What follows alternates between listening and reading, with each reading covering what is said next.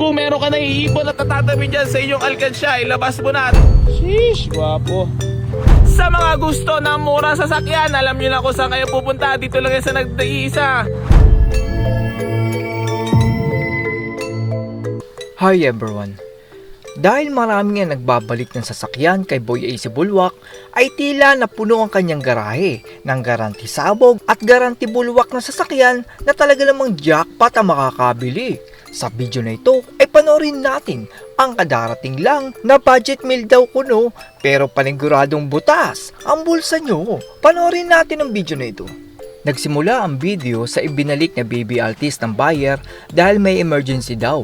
Pero ayon sa mga tao ay scripted iyon at pinapataas lang ang value nitong baby Altis para pag may nakitang buyer ay sasabihin ibinalik lang yan dahil may emergency. Kaya sasabihin nila, oy, unahan tayo, baka maunahan tayo ng iba. So yun mga bossing ko, bali, ito yung baby Altis. So, kinuha ang Civic. Saan Civic? Nandiyan na. So ayun mga bossing ko, bali magandang hapon sa inyo lahat, bali. Ayan ha, so sinundo nila yung Civic na pina-aircon na natin kay Kachi. So waitlist lang tayo, nandiyan na raw eh. So ayan, available yan mga boss ha, 118 lang yan, negotiable pa.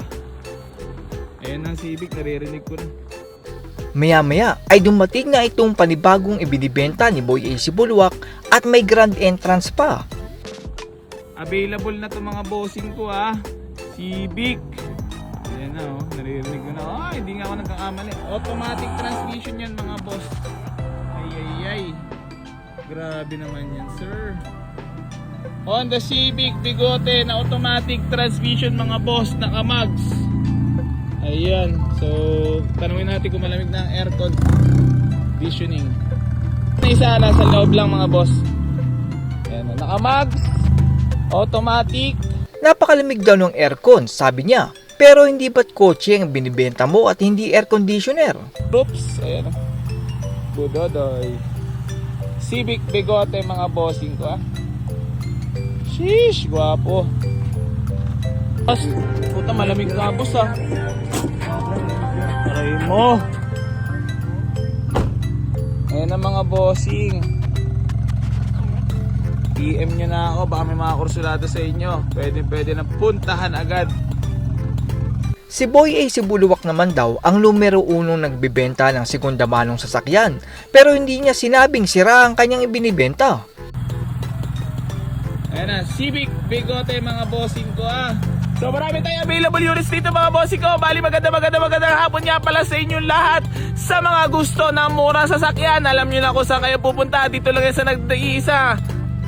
Sa lahat, sa buong mundo, AC Garage lang po ang pinakamura nagbibenta sa buong mundo ng sasakyan. So, budget range naman daw ang tawag niya sa kanyang mga garantisabog na sasakyan. Pero ang mahal po ng benta niya dyan, tulad na lang ng baby Altis na dapat ay 50,000 lang, ay ibinibenta ngayon ni Boy AC Bulwak ng 118,000. So marami tayong budget meal dito mga boss. Below 100 hanggang 200k budget range mga boss. Kung meron ka na iipon at natatabi dyan sa inyong alkansya, ilabas mo na at dalhin mo na dito para matupad na ang iyong pinapangarap na matagal nang first car. Mabuti naman at sinabi ni Boy AC Bulwak ang kanyang address para maiwasan ang mga posibleng maloko niya. So ayun na, bali maraming salamat sa inyo lahat mga boss. Sa mga magpupunta dito, waste nyo lang mga bossing ko. Boy AC New Garage, General Trias, Cavite.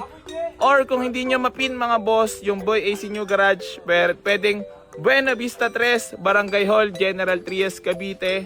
Tapos magtanong na lang ay doon mga boss, magbaksak nyo doon, dire-diretso na papunta dito sa garahe. So ayun. Dito ay pinakita naman niya ang kanyang ibinibentang bulwaking sasakyan pero kikilabutan kayo dahil ang Revo, Altis, Kia Cares at CRV ay pawang nabenta na noon. Ibig sabihin ay nakitaan ng mga iyan ng sira at ibinalik ng nakabili dahil hindi na nila kaya kung ito ay ipapagawa pa nila. Sa lahat ng mga basher ko dyan, I'm love you all mga boss. Mahal na mahal ko kayong lahat. Ayan, marami tayong available units dito. Natutuwa naman ako. Meron tayong Nissan, Toyota Camry, Toyota Vios, Toyota Revo, Honda CR-V, Toyota Baby Altis, Kia Cares, Honda CR-V Gen 2. Tapos Honda Civic mga boss, Toyota Revo. Ayan na, Toyota Revo, Civic, Adventure mga boss, 2012. Marami tayo available units dito. Ay! Dito ay makikita na masaya si Boy AC Bulwak pag nagbibenta siya ng sasakyan. Pero pag nagka-problema ang sasakyang nabili nyo, ay doon ipapakita ni Boy AC Bulwak ang kanyang ugali. Try nyong bumili nang mapatunayan nyo na tama ang sinasabi ko. So ano pa inaantay mo? Kung may pera ka dyan, mag-walk-in ka na dito sa ating garahe. Napakadali natin kausap. Alam niyo naman, pag si AC Garage, madali kausap at makakapagtawaran tayo ng maigi. So yan mga bossing, kabalang dito lang po. Maraming salamat po sa inyo lahat. I love you all. Gang. Gang. At yan po, ang dami ng ibinibenta ni Boy AC Bulwak sa kanyang garahe. Sa ating pong mga kababayan, ay kung gusto nyo pong bumili ng ganyang klase ng sasakyan, ay hindi ko po kayo pinipigilan. Pero binibigyan ko po kayo ng idea na kapag bumili po kayo ng ganyang sasakyan, ay paniguradong may malalang sira na po iyan. Katulad na lang nung Altis na 50,000 lang dapat ang presyo, pero binibenta ng 118,000. Nakakala nyo ay mura, pero mahal pala ang pagkakabili nyo. At ang worst pa niyan, magugulat na lang kayo dahil sa dami ng sira at dapat ipagawa. Marami din po kasing naloloko sa model ng sasakyan dahil yung mga old model ay mukhang bago pa rin ang design kahit 2026 na. Kaya di nyo mapapansin na laspag na ang sasakyang nabili nyo. Wala din kayong makikitang mileage or naitakbo ng sasakyan na sinasabi ni Boy AC Bulwak. Bakit kaya? Ito ay dahil naabot na ng sasakyan ang dulo ng kanyang buhay at dito ay marami na po kayong kailangang palitan upang umayos ulit ang takbo ng sasakyan. Katulad na lang ng pag-overhaul ng makina, pagpapalit ng mga pyesa, suspension at ang masama pa ay kung may tama ang transmission at worst ay makina. Para kayong tumaya sa weteng at tsambahan kung may mabibili kayong maganda. Ganun pa man ay kung wala kayong mapaglagyan ng pera at habi nyo na magpaayos ng sasakyan araw-araw, ay sige po, bumili po kayo ng ganyan.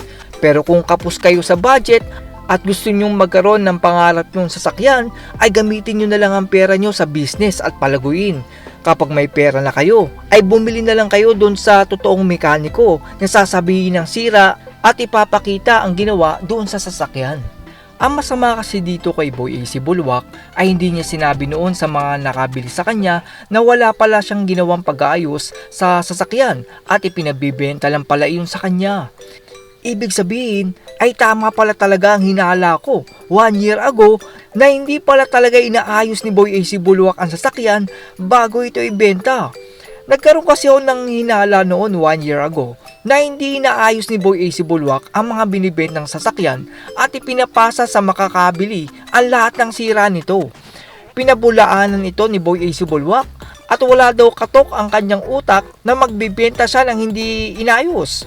Pero after 1 year, kailan lang, ay inamin niya na hindi pala talaga niya chine-check ang sasakyan dahil pinapa-display lang pala iyon sa kanya. Ang masama po kasi nito ay inakala ng nakabili na inayos ang sasakyan bago ito ibenta. Dahil sino ba namang magbibenta ng sira? Kung meron man, ay isa itong uri ng panluloko sa buyer. Ang tanong, paano ka nga naman makakabenta kung sasabihin mong sira ang sasakyang ibinibenta mo? Kaya bibilugin mo ang ulo ng buyer mo para lang siya maloko. That's all everyone. Salamat sa inyong panonood. This is Chuck and you're watching Buyer Drone.